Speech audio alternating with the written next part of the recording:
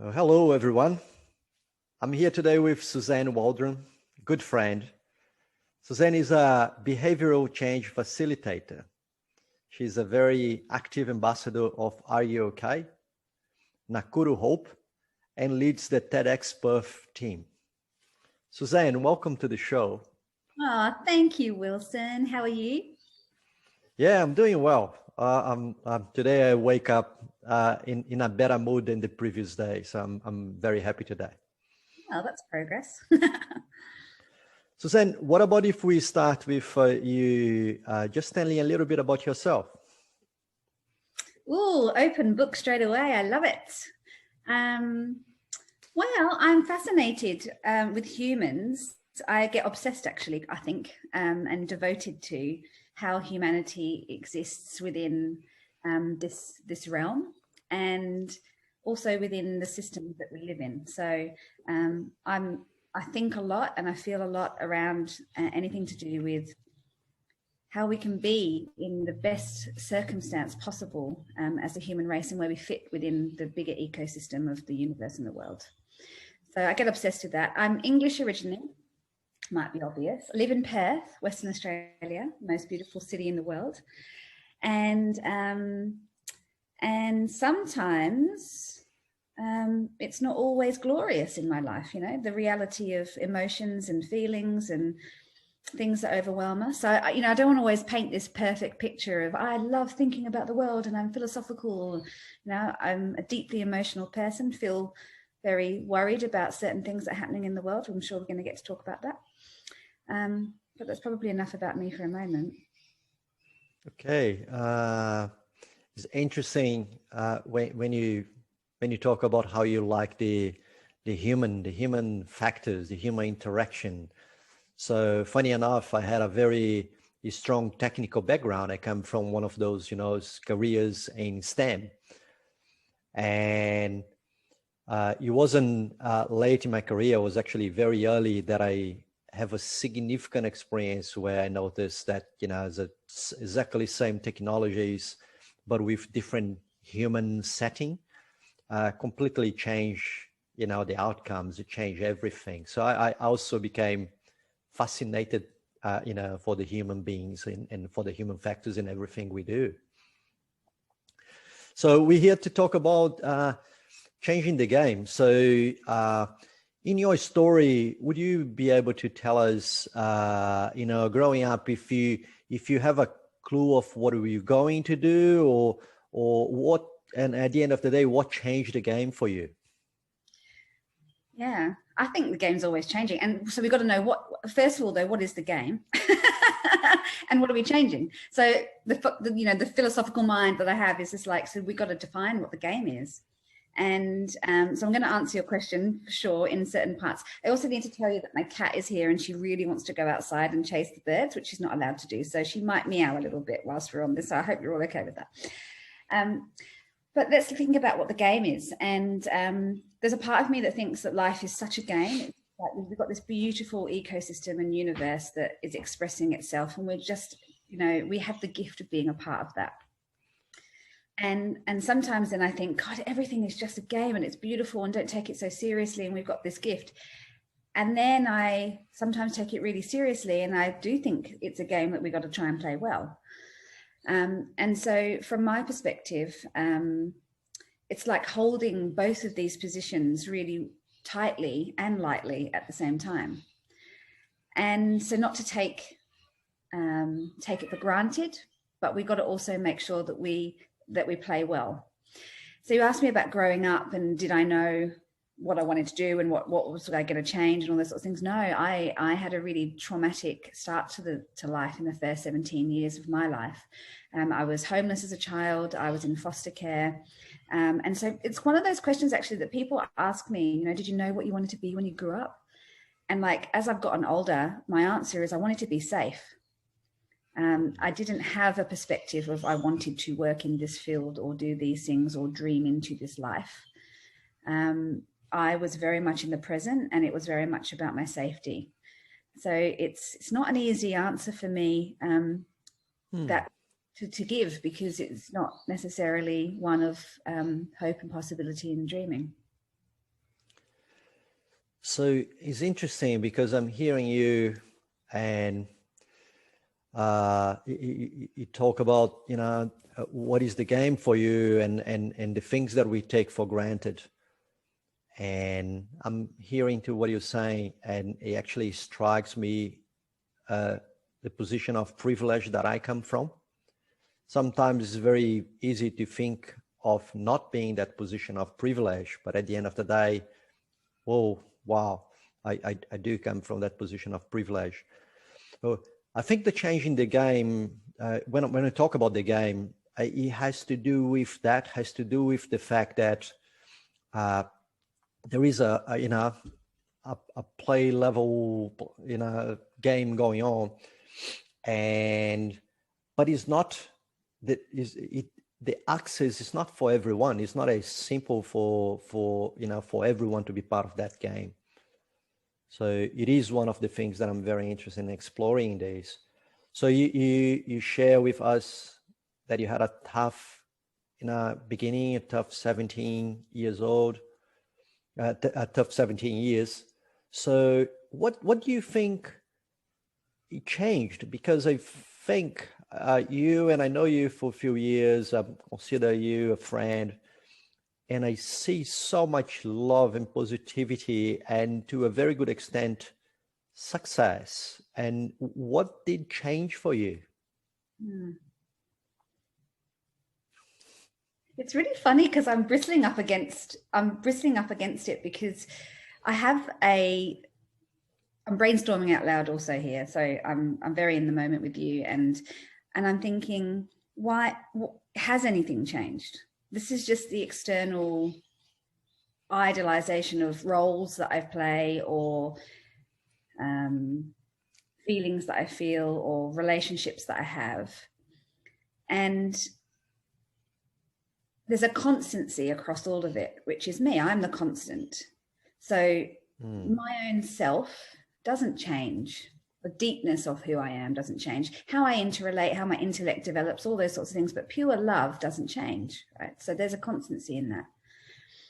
But I understand the question being that I had a tough upbringing. Now I'm in, as what we might consider a wealthy, happy, and outwardly successful life, and I have a deep level of certainty about who I am. So I get what you're saying. And I think it's a question that I get asked a lot, what was there a moment where something changed? No, there wasn't a moment where something changed. It's an incremental experience as life moves on, and we get this opportunity to take in new information and develop ourselves. A lot of the factors in my ability to be in this position as I am now actually came a lot from the kindness of strangers. And so people would see something or believe something in me that I didn't yet know about myself. And over a period of time, I started to believe them. And so I think one of the major factors of change for me is that other people were able to see something and believe in something that I couldn't yet access for myself until I could. That's a fantastic perspective. So the role of those other people around you in actually helping you to grow that self-confidence, I guess. I do know that you're very interested in equity and opportunities for everyone. So if someone is struggling or not having that, well, I'll change the question. So because you mentioned about the roles that other people had on you, so what do you think we can do for those people that today don't have access? Yeah. First of all, we've got to realize, we want to understand what access is and where it doesn't apply.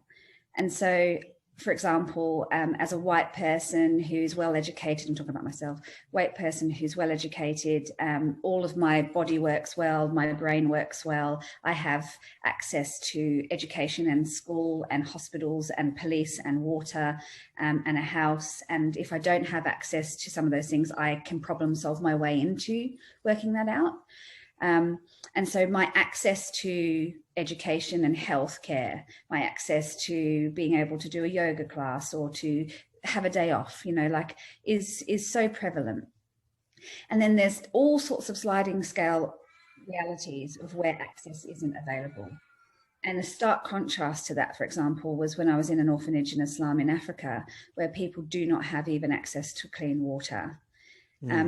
And people would say, I'd be putting photos, for example, on Facebook, and they asked me to do that. I didn't want to, but they said, we need you to show everybody what it's like here. I felt really uncomfortable about it because it felt like I was walking into someone's life and taking photos of them in shock horror and then making a spectacle of that. And I didn't like it, but they really wanted me to do it. And so I was looking there and people were saying, well, why don't they plant seeds? Why don't they do this? Why don't they do that? And I'm standing in this perspective going, if they had seeds to start with, there's no soil to put them in. And if they had soil, there's no water to actually water the seeds. And so our version of what we've got access to is so ingrained and entrenched in us that we can't even necessarily understand that sometimes for some people, they haven't even got a starting point that's anywhere near similar. So people go, oh, you can just think your way out of it. You'll just change your mindset and you'll be able to. The people that I met there were freaking beautifully hopeful and resourceful. Yeah. But technically and practically, they were stuffed. Totally, like they can't get out of that without someone else helping them. It's not possible. They can sit within the container of that and be beautifully connected to God and be beautifully connected to one another and feel that everything that they've got within that realm, but there's not even a beginning point of access for them. So I'm reflecting in what you're saying. Somehow I think I felt a little bit of what you're referring to in these recent events of COVID.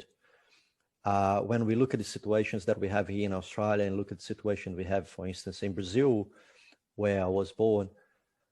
And I think what you're saying that I can relate to is that sort of that foundation of what you do and that sort of the really basic levels of how you problem solve your way out of something.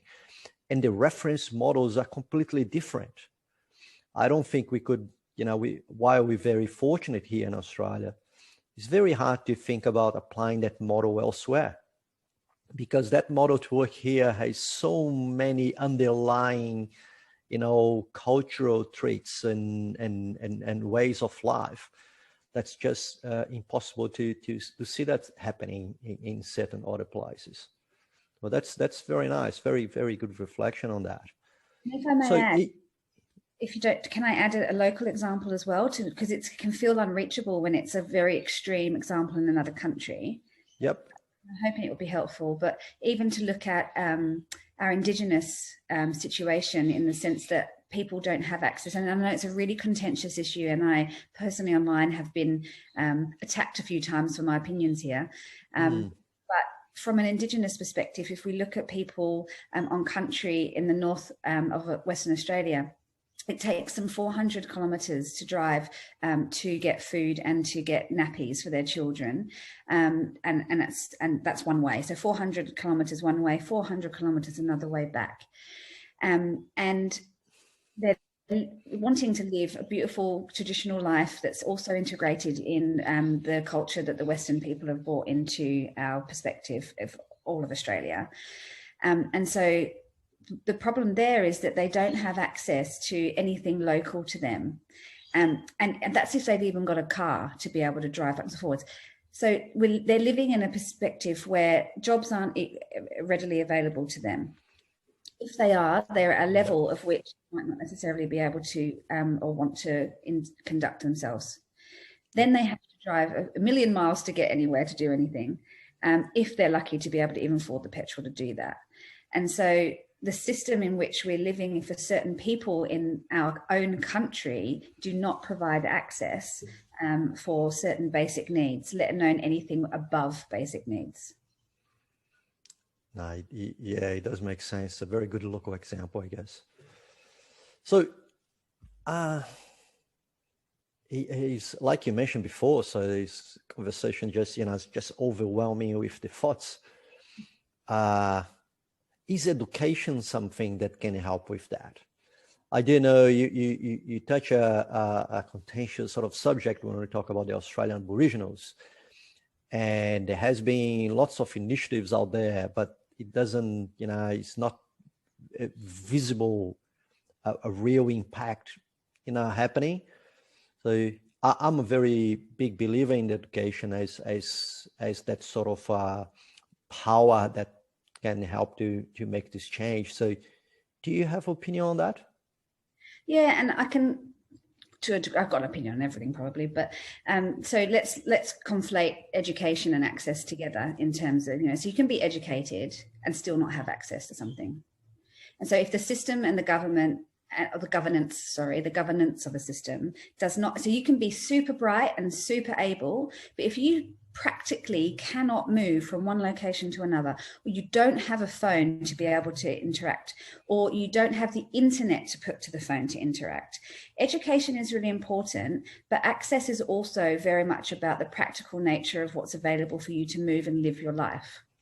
And also we're talking about cultural access as well. So how people view you. So even if you were to be educated and move into the big city and do things and all things happening, then you've got judgment of other people about how they treat you. We just look at different places and different religions or different cultural experiences. For example, women who are in the Muslim faith who wear head coverings, how they might be treated differently because someone has a view about whether they should or shouldn't dress like that. So education is 100% beautiful, needed, and it does give us internal resources.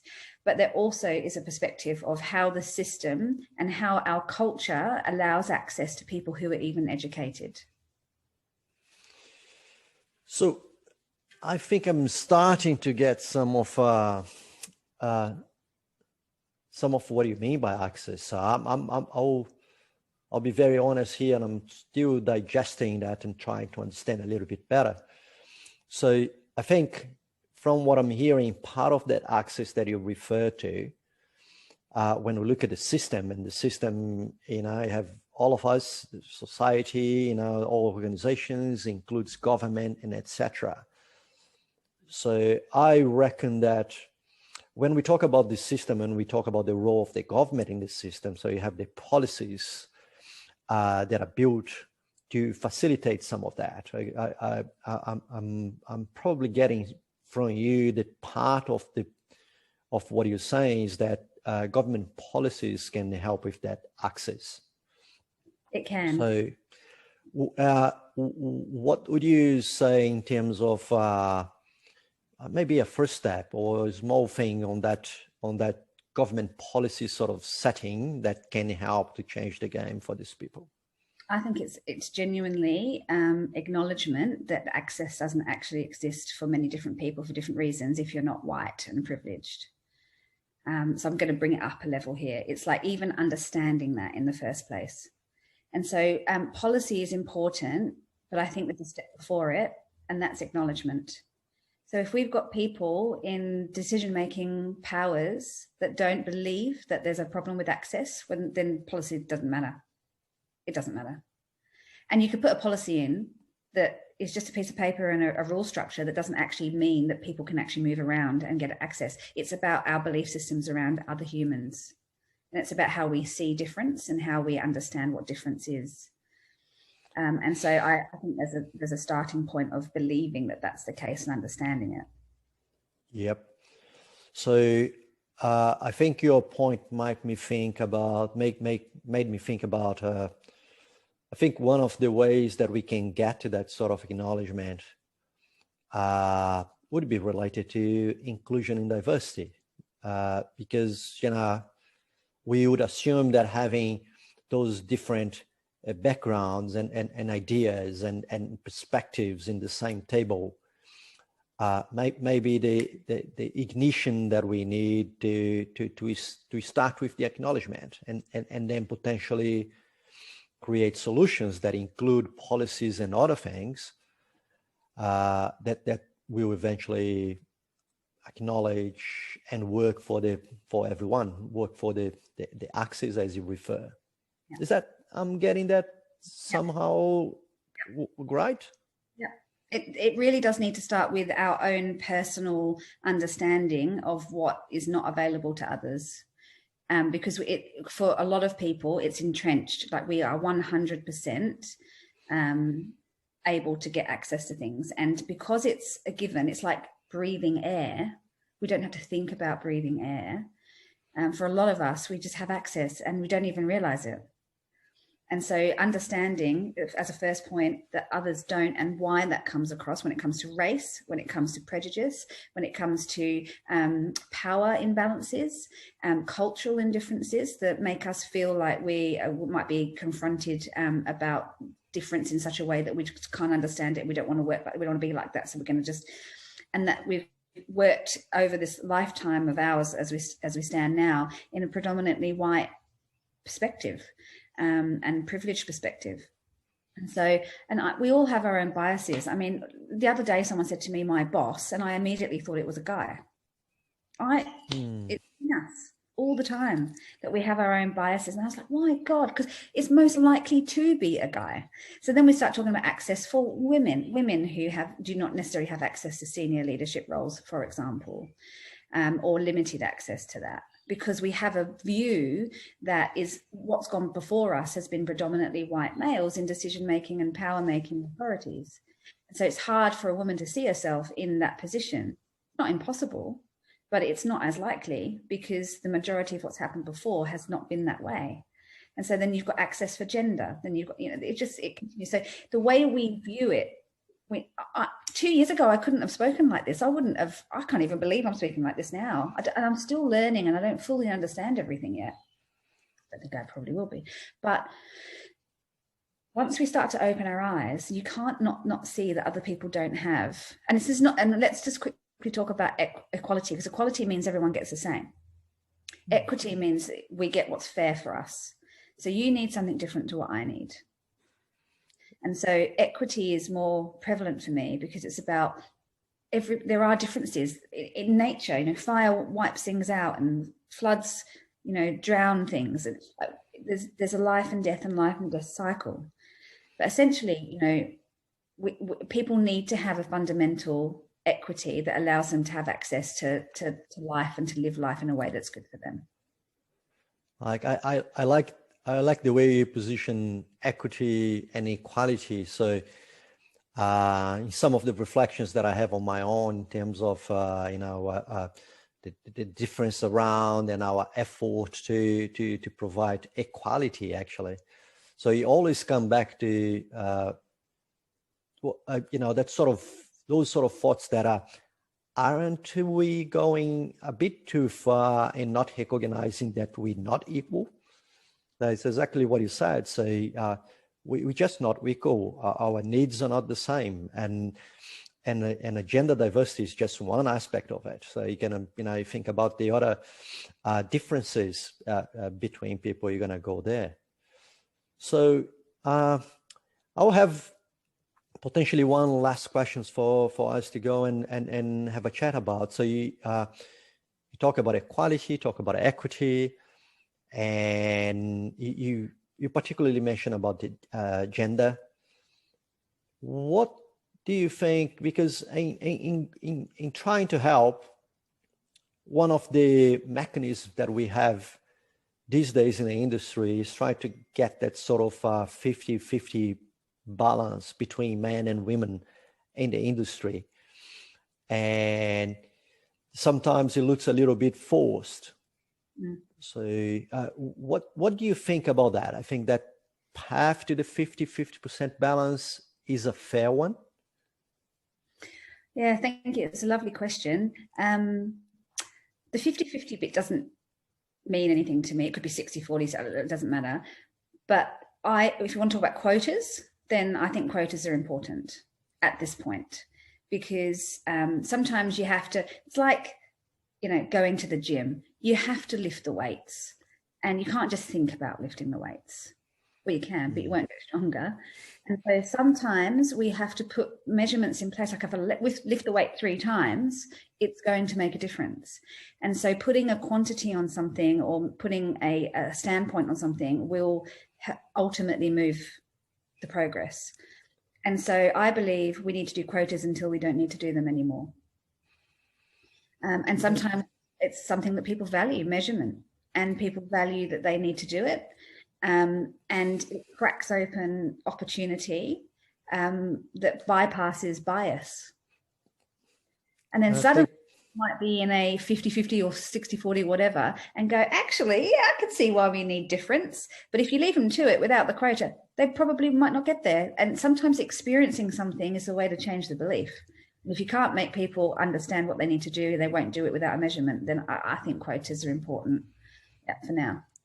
Until it's I like your analogy with the gym and the weights. So there is a period we have to go through, isn't it? Until it's not required anymore. Quotas, the idea of quotas seems reasonable, I guess. I am also of that opinion. So Suzanne, I think we could stay here for another hour and you know, just exploring those ideas and these subjects. I think both of us are very comfortable with these sort of uncomfortable conversations. So I love the talk. You know, I would love to have more time. So probably I'll have a coffee with you. So there are maybe 2 things that I will take away from this conversation, because it's very unique about what you're talking about. One is access, and having that reflection of, you know, you can bring knowledge, you can create opportunities, but with the assumption that everybody has the same access, probably not going to help, because it's just not there. And your comparison between equality and equity as well. So yeah, you made the use of the word fair. Is a fair equity of things. So it also helps a lot with the reflection of, you know, the ways we need to go to change things, to change the game. So I thank you very much for this talk. I enjoy heaps. My pleasure. And thank you for asking the questions and making it available, because you're doing exactly what you asked about. You know, you're providing the opportunity to open up the forum of conversation. So I think it's really important. And thank you for making that happen. And I just want to point out that if anyone wants to look a little bit more into this, the Museum of Freedom and Tolerance is a really beautiful place to go on Facebook or onto their website. And it's all about this. And I learned so much from them. So I think if anyone wants to look up some resources, the Museum of Freedom and Tolerance is a brilliant place to look. Thank you very much, Suzanne, and have a lovely day. Thank you, Wilson.